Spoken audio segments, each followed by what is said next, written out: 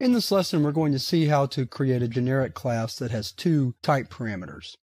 What we're going to do is we're going to create a class called the pair class, which allows us to store pairs of data values and treat them as one.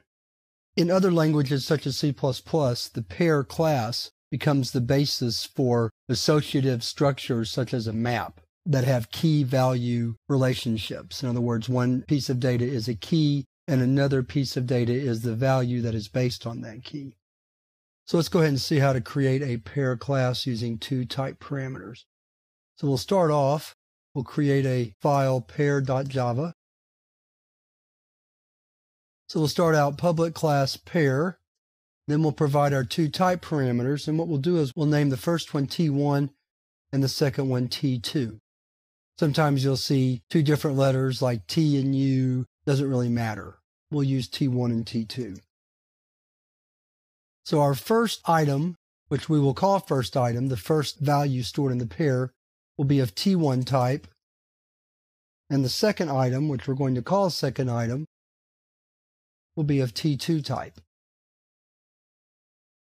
Then we'll create a constructor .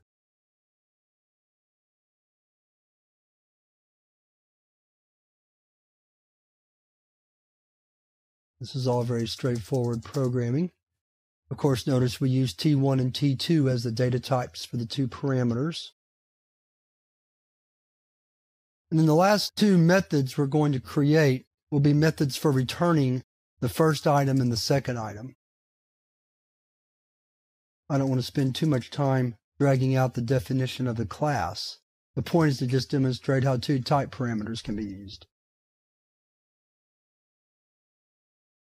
This is all we need for the class definition, so let's go ahead and save our file.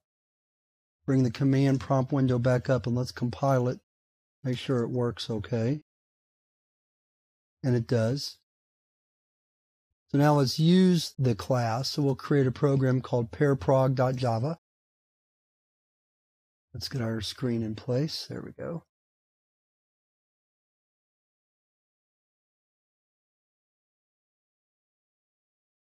So once we get main defined, here we go. We'll create a simple pair using string and integer to demonstrate how the class works. So for example, we might say grade 1. And then what we're going to do is I'm going to drop down to the next line to pass in some arguments.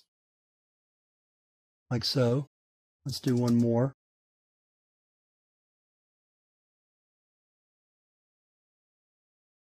Just like so.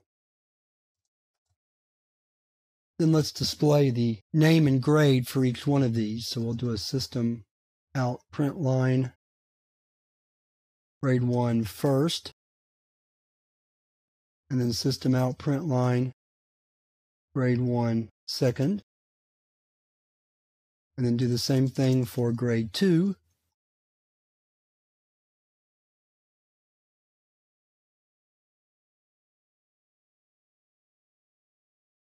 And that's all we need to do to demonstrate how the class works. So let's save the file, come back to our command prompt, compile,